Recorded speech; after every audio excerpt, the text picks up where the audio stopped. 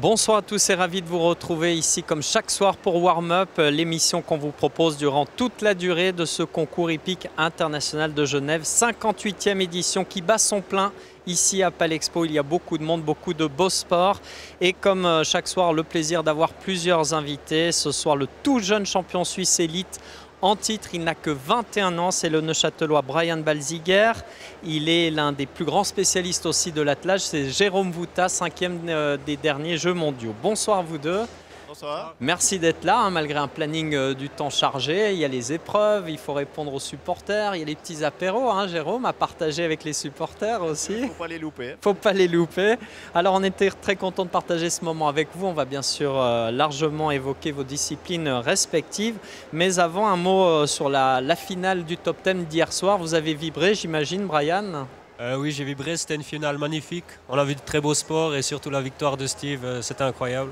Jérôme, vous étiez aussi dans les tribunes, vous avez suivi un peu ou pas du tout? J'ai suivi, c'était extraordinaire et la grande force de Steve, je trouve, c'est qu'au départ, il est parti vraiment tranquille.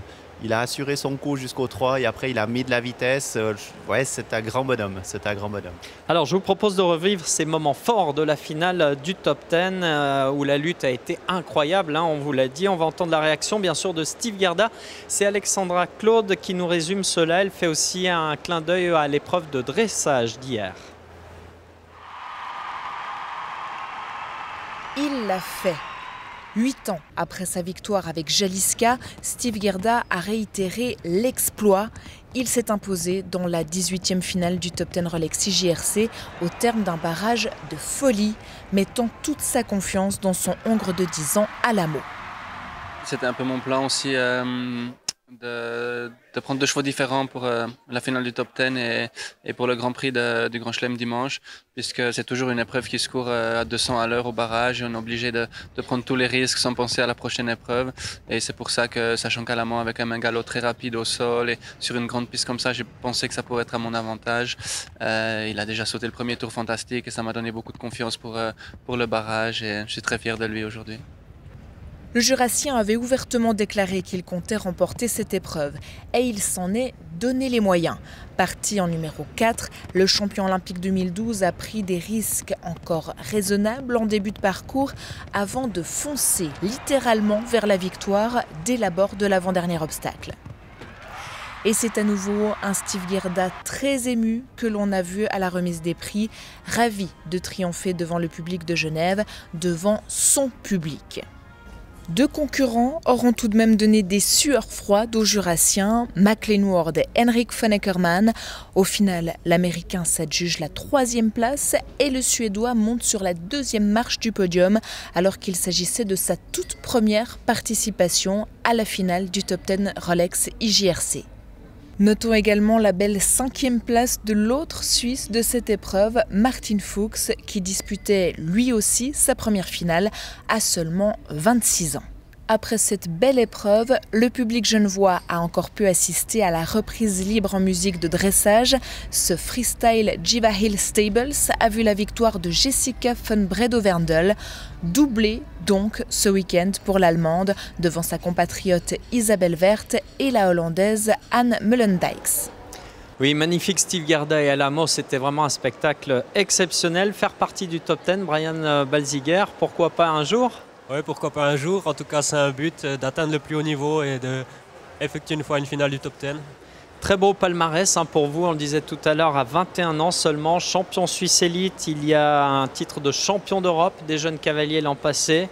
Des classements Grand Prix cette saison, toutes les épreuves majeures du concours hippique de soins international de Verbier qui vous sont revenus. Comment on explique une telle progression? Est-ce que bon, vous avez ça dans le sang, vous êtes né carrément à cheval, papa Thomas, maman Patricia, il y a Ken, votre frérot.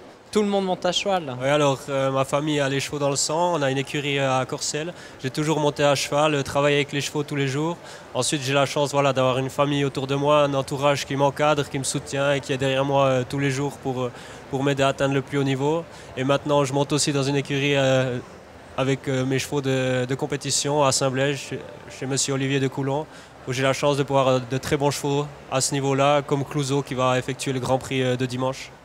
Oui, un Grand Prix, on vous attend bien sûr, hein. On se réjouit tous de vous y voir, ce sera demain. Et puis vous avez aussi récupéré 22 des Biches, hein, qui est un cheval bien connu puisque longtemps monté sous la selle de Romain Duguay.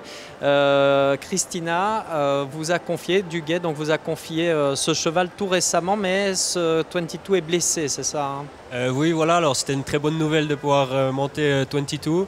Elle est arrivée dans mes écuries il y a 2 mois, on a travaillé une semaine ensemble et on a senti qu'elle n'était pas encore faite pour reprendre tout à fait la compétition, donc on va commencer l'année prochaine tranquillement d'ici quelques mois. Mais là, elle va bien, rien de grave, on va dire. Alors. Rien de très grave, mais 2-3 petits détails à régler et puis on va essayer de tout faire pour qu'elle soit à nouveau en forme. Qui vous aide au niveau logistique, au niveau financier, car c'est quand même un sport qui a un certain prix quand on veut monter vraiment dans les échelons?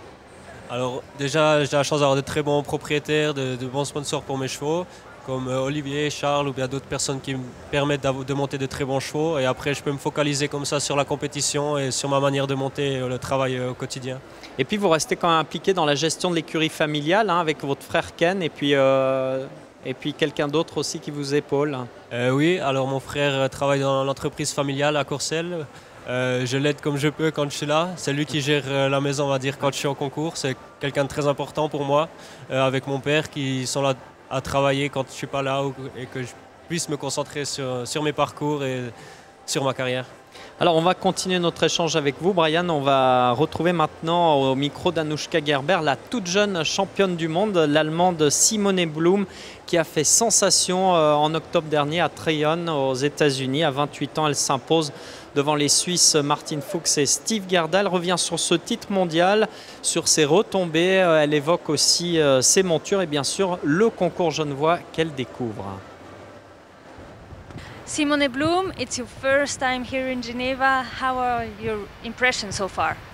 Oh, it's such a beautiful and great show, and I'm really happy to be part of this. And yes, it's just nice to be here. Do you actually realize that you are world champion, or is it still something hard to believe? No, now have realized it, and it's really good feeling. And yes, 4 years to be the world champion, it's really great, and it was a great experience, and yes, it's really cool. I started with 5-star shows in middle of 2017, so yes, for Alice it was always easy for her this high, and so it was not difficult with her, and she did always a really good job, and it was just perfect. It's not so easy with one top horse. I have no sponsors, and Alice is by my own. And yes, I have younger horses, but for the future it's not so easy to get a horse like Alice. But we have the hope. We have a really good 8-year-old horse, Cool Hill, and we will see in the future.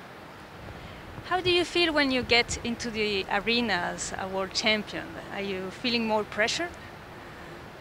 Actually, no. I think every weekend we have to fight a new fight, and so no. I think I just want to give my best every time, and it's not more pressure. And has it changed something in your daily life? Yes, it has changed a lot. It's very stressful, a lot of interviews, media, press, and it's not so easy to be focused on the sport and on my work and riding. So, but I think that the next year will be easier. Brian Balziger, les observateurs, les connaisseurs vous prédisent déjà une participation au JO de Tokyo 2020. Ça, c'est un objectif quand même qui est dans votre tête? Alors les JO, oui, c'est un objectif pour moi. Après, ce sera peut-être pas en 2020, mais en tout cas, c'est un but dans ma carrière. Je vais essayer d'y aller progressivement, participer à mes premières Coupes des Nations l'année prochaine et faire mes pas dans l'élite, et on verra comment ça se passe. Voilà, aller par étapes, c'est bien.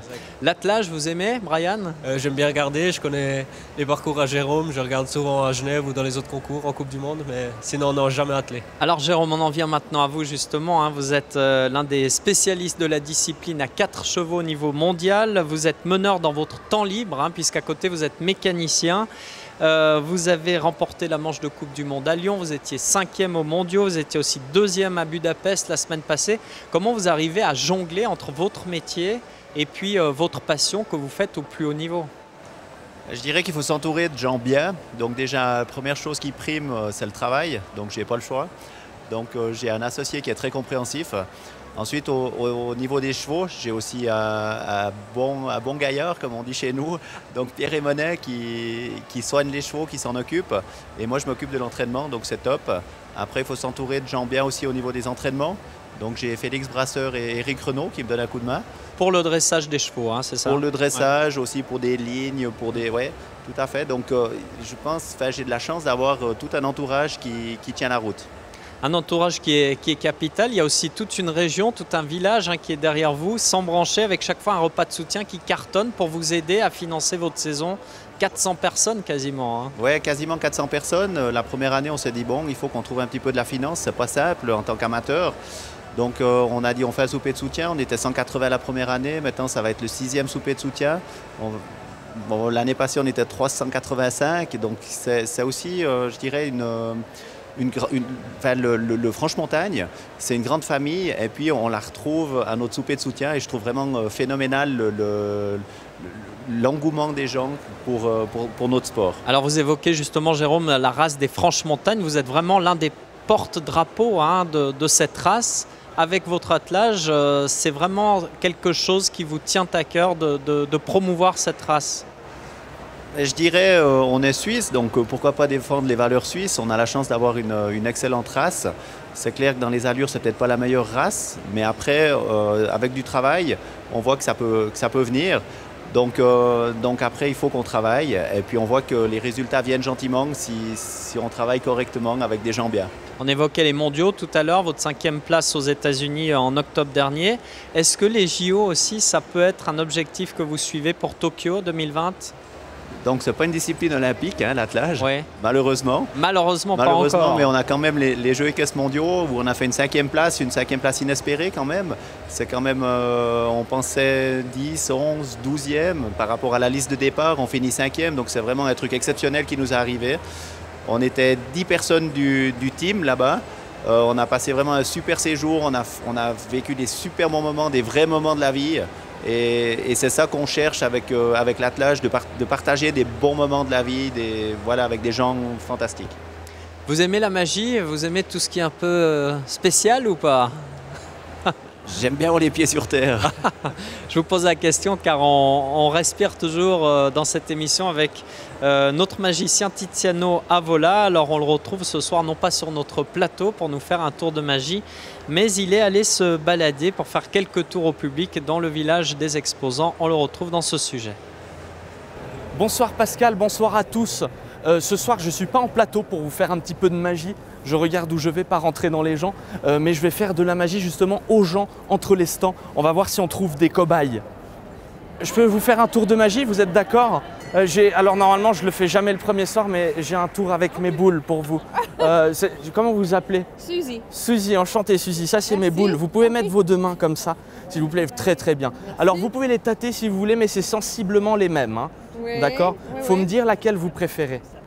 Celle-ci, d'accord. Alors je vais la prendre, je vais la mettre juste ici dans ma main. Et celle-ci, on va la mettre où vous voulez dans votre main préférée. La gauche ou la droite? La droite. La droite, parfait. Vous faites comme moi, vous fermez le poing, vous serrez comme ça ici. Maintenant, il ne faut pas ouvrir la main avant que je vous y invite. On va faire la formule magique que vous connaissez tous, hein, qui est... ouais, c'est moi, c'est rifoufou, mais ça marche aussi, abracadabra. On fait abracadabra. Vous avez senti quelque chose, Suzy? Quoi? Je sais pas, non. Justement, je vous le demande. Mais moi, j'ai l'impression, j'ai senti que ma petite balle, elle avait disparu. Ah. Et je sais pas si vous tournez votre main et que vous l'ouvrez tout doucement. C'est dingue ça. Vous êtes magicienne, Suzy? Je vais essayer de vous trouver d'autres... Attention, attention, attention. Le caméraman fonce dans les gens. Il est incontrôlable. Je vous laisse tirer une carte, celle que vous voulez. Vous ne laissez pas influencer, vous prenez vraiment celle... D'accord, merci beaucoup, c'est gentil. Vous la montrez à tout le monde, mais pas à moi. Sinon... Je ferme les yeux tout le reste du tour. Vous êtes prête? Vous êtes là. Je fais défiler les cartes, vous la remettez dedans. Ici. D'accord, super. Est-ce que vous savez mélanger les cartes comme ça? Oui. Est-ce que vous voulez le faire? Fais-le. Allez, yes. Bon, maintenant, on n'a plus trop le temps, malheureusement. Je vais vous montrer mon mélange préféré, qui est le mélange américain. Je ne sais pas si ça marche, les yeux fermés. Je vois rien ce que je fais, en fait. mais ça marche quand même un petit peu. Regardez bien, nous les magiciens, on a une technique magique qui consiste à claquer des doigts. C'est comme Mimi Mati, ma magicienne préférée. Et quand je claque des doigts, il se passe des trucs. Par exemple, il y a une carte qui saute du jeu. Et normalement, c'est votre carte. Merci beaucoup, merci. Alors là. Je vous souhaite une excellente soirée, amusez-vous bien. Et puis à bientôt. Et il est magique, notre Tiziano Avola qu'on retrouvera demain ici sur ce plateau pour la dernière émission de ce concours. Brian Balziger, Jérôme Bouttard, la magie elle est aussi sur la piste quand on rentre avec ce public si chaleureux qui vous soutient. Oui, à Genève c'est une ambiance un peu particulière. On a envie de se donner à 200% pour le public et de faire notre maximum dans cette magnifique piste. Jérôme aussi, les supporters qui sont toujours là avec les cloches, les drapeaux valaisans, ça touche. Oui, tout à fait, ça touche. Le drapeau valaisan, en principe, même à l'étranger, il y en a toujours un petit dans le public. Ici, il y en a beaucoup plus. Il y a beaucoup de drapeaux suisses. Il y a un public extraordinaire qui nous fait vibrer, même nous qui sommes sur la piste. On sort d'un obstacle, on se fait porter par le public. C'est vraiment incroyable. Donc ça compte, hein, le soutien. Alors chaque année, ce concours attire l'élite mondiale du saut d'obstacle, bien sûr, mais aussi de l'attelage, du dressage. Autant dire que l'événement est bien couvert par les médias. Équipé de sa caméra et de son micro en mode selfie, notre journaliste Alexandra Claude est partie à la rencontre de la presse. On regarde. Si le concours de Genève rayonne à travers le monde entier, c'est notamment grâce aux médias. Je me trouve ici au centre de presse qui accueille des dizaines de journalistes, de photographes et de caméramans. Il faut bien sûr donc accueillir toutes ces personnes et on va voir justement d'un peu plus près avec la responsable presse Corinne Druet. Bonjour. Bonjour. On vient voir un petit peu avec vous comment ça se passe justement. Alors dites-nous déjà combien de journalistes accrédités cette année pour le concours? Cette année, nous avons environ 200 personnes qui sont accréditées, dont une grande partie, enfin 40 personnes de la RTS, toute l'équipe technique pour les trois épreuves télévisées. Et puis autrement, 150 journalistes, photographes et rédacteurs. Puis vous le voyez, des journalistes, il y en a plein derrière nous. On va justement aller un peu leur demander ce qu'ils pensent du concours de Genève. Bonjour. Bonjour. Comment vous vous appelez? Laurent Favre. Et pour quel média vous travaillez? Le Temps. Ça fait longtemps que vous venez ici au concours hippique? Ça fait assez longtemps, oui, mais pour Le Temps, c'est la 4e année de suite. Et quel est votre objectif, on va dire? Est-ce que c'est de parler plutôt de la compétition ou de ce qui se passe en marge du concours, justement? Plutôt de l'équitation au sens large, parce que les épreuves se terminent souvent bien plus tard que nos délais de bouclage. Donc on profite de cette grande semaine du cheval en Suisse romande pour aborder un peu tous les aspects. Une année c'est plutôt le dressage, cette année c'est plutôt le cross-country. On s'intéresse un peu à ça. Alors Corinne Druet nous parlait tout à l'heure du nombre important de représentants de la RTS. Je suis justement aux côtés de Pierre Pouillet. Bonjour. Bonjour. Alors est-ce que vous êtes un habitué du concours de Genève? Oui, c'est le 5e consécutif depuis que j'ai repris les rênes des sports équestres à la RTS. On diffuse en direct 3 épreuves, donc celle de ce soir, le top 10, et puis 2 dimanches, l'attelage et puis le Grand Prix Rolex. Voilà, c'est le plus beau concours de l'année pour nous, et donc c'est tout à fait normal en tant que radio-télévision suisse d'être présent ici. Jérôme Bouttard, beaucoup de sollicitations, j'imagine, pendant le concours. Vous aimez ça, ces rencontres avec les journalistes, vous exprimer, il faut un peu s'ouvrir, se livrer? Oui, cette rencontre avec le public, surtout, c'est très chaleureux. Ouais. On n'a pas l'habitude de ça toute l'année et c'est vrai que Palexpo, pour ça, c'est vraiment un moment unique durant l'année, durant la saison. En tout cas pour moi, de pouvoir rencontrer le public et les médias. Jérôme aussi, vous êtes bien suivi avec l'attelage parce qu'on sait que ce n'est pas une discipline qui est forcément toujours soutenue par tous les médias. Oui, tout à fait. L'attelage, en principe, c'est assez discret au niveau médiatique. Et puis, gentiment, maintenant, je trouve, avec les années, ça vient de plus en plus médiatisé. Et je trouve ça vraiment fantastique de faire connaître notre sport au grand public. On parlait avant avec vous deux de la magie de la grande piste de Palexpo. Et bien cette magie-là, les cavaliers de la région y goûtent aussi. On retrouve la réaction de Léon Pierre, le Genevois, remporté ce matin l'épreuve majeure 135 devant Tiziana Realini et François Vintejoux. On l'écoute. C'était un parcours qui s'est déroulé comme j'avais prévu. On avait très envie de venir ici pour gagner. Tout s'est très bien déroulé et je suis vraiment très content de ma jument et du parcours qu'on a déroulé aujourd'hui. Donc votre jument, vous nous l'avez dit, ça fait pas si longtemps que vous la montez. Comment est-ce qu'on trouve une telle complicité en si peu de temps? J'ai eu la chance de bénéficier de l'aide de ma grande sœur, Laetitia Ducouedi, qui l'a montée avant. Et donc elle a été avec moi pour m'accompagner dès le début et me donner les petits détails importants qui m'ont permis de la comprendre rapidement. Et après ça s'est construit au fur et à mesure des semaines et des mois. C'est votre deuxième participation ici à Genève. Hier soir, il y avait la finale du Top 10, un peu un rêve pour le futur? Bien évidemment, et puis surtout quand c'est remporté d'une telle manière, c'était tellement la classe comme il a remporté ça. Donc c'est clair que ça fait rêver et ça motive vraiment à travailler encore plus et y être un jour. Merci beaucoup. Bravo. Merci à vous. Bravo à ces jeunes du Jockey Club qui sont performants. Une petite note de glamour pour cette fin d'émission. On a bien fait les choses, vous voyez, Jérôme et Brian. On vous a convié Miss Suisse Romande. Bonsoir Margot. Bonsoir Pascal. Margot Matet, Miss Suisse Romande 2018 et Lirim Ramosage qui est lui aussi valaisan. Bonsoir. Et mécanicien. Vous voyez, donc il y a les supporters qui sont aussi sur le plateau. Jérôme, alors Margot et Lirim, vous avez eu la chance de découvrir le concours hippique international de Genève cet après-midi. Qu'est-ce que vous en avez pensé? Premières impressions? Alors on est déjà très content d'être ici. On a pu voir deux performances tout à l'heure. On a fait un petit tour dans les stands, on a vu les chevaux qui sautaient libres. C'est un réel plaisir d'être ici. Et puis, Et vous avez beaucoup de copains, de copines qui travaillent en tant que bénévoles aussi, hein? Oui, alors j'ai une copine, Julie Jacot, qui est sur la piste. Il y a son papa aussi qui est dans le... Christophe, qui connaît bien l'attelage, Jérôme doit le connaître. Voilà. Ouais. Et puis, non, on a fait un tour, on a aussi vu un stand qui s'appelle Un miracle pour Malissa. Oui. Et où ils essaient de récolter des dons pour une maladie rare pour leur fille. Et non. Lirim, vous qui êtes dans la mécanique, les sports motorisés, vous avez quand même eu du plaisir ici de découvrir l'environnement, cet événement?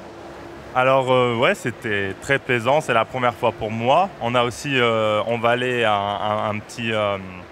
un concours hippique, une petite écurie exactement de chevaux et ouais, c'est très plaisant, c'est pas mal. Ouais, le cheval, vous avez déjà monté un peu, monté à cheval, à poney? Alors ouais, justement quand j'étais plus jeune, je suis monté à poney, mais jamais à cheval. Mais pourquoi pas une fois, ouais. Margot, vous avez fait un peu d'équitation? Moi j'ai eu la chance d'en faire quand j'étais plus jeune. J'en ai fait pendant 5 ans en Suisse.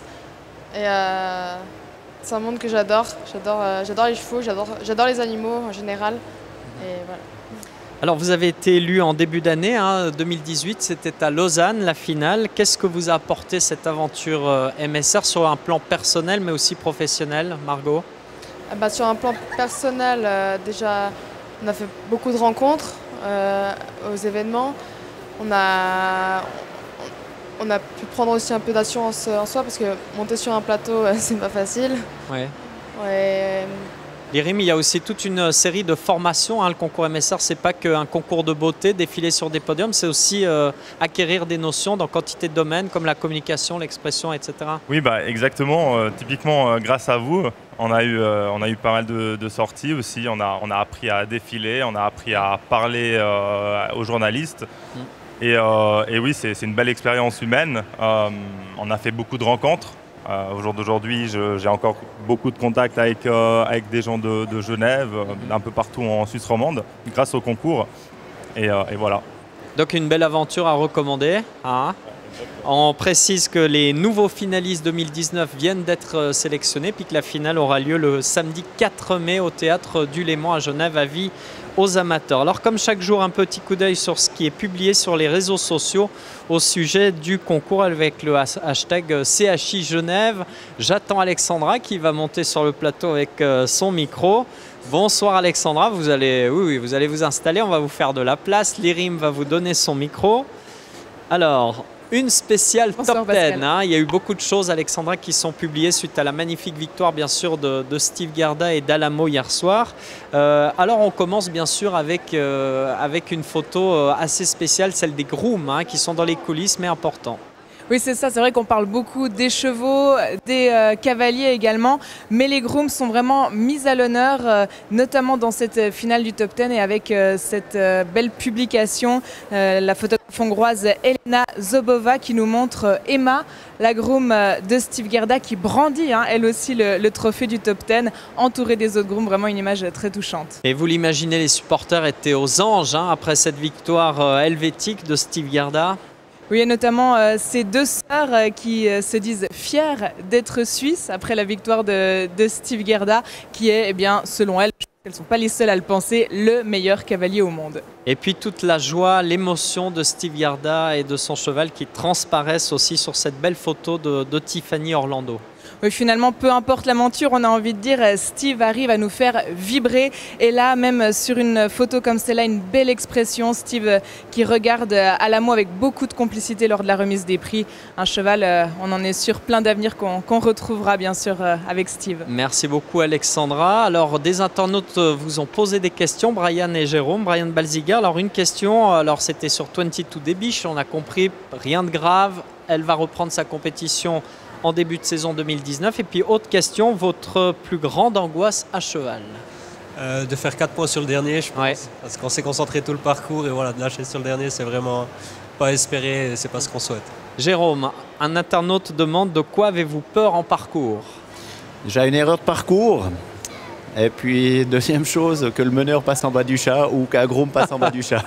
Oui, il faut s'accrocher. En tout cas, merci à vous tous. On arrive au terme de cette émission. On va rappeler le site internet, chi-genève.ch, la page Facebook. Il y a aussi l'archive vidéo de cette émission que vous retrouvez. Puis vos publications, si vous venez ici prendre des belles photos des coulisses, de la piste, des cavaliers, des meneurs ou des dresseurs, c'est le hashtag CHI Genève. Rendez-vous demain dès 13h15 pour la diffusion de cette émission. On tournera à 12h30 cette dernière émission de l'édition 2018 du concours hippique international de Genève. J'aurai le plaisir de recevoir sa jeune directrice Sophie Motu-Morel et le cavalier roman de cross Robin Godel. On se quitte avec les plus belles images de ces dernières heures concoctées par la belle équipe de notre réalisateur Nicolas Bossard. Merci à vous tous de nous avoir suivis. On se voit demain avec un grand plaisir pour la 4e et dernière émission Warm-Up de la saison 2018.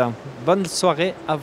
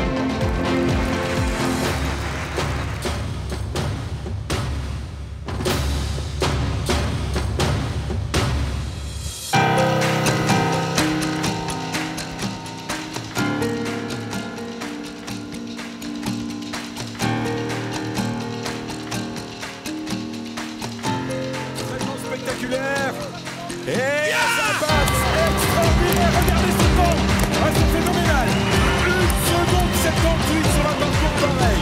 Incroyable parcours de Steve Gerda. Qu'est-ce que je vous avais dit? Incroyable.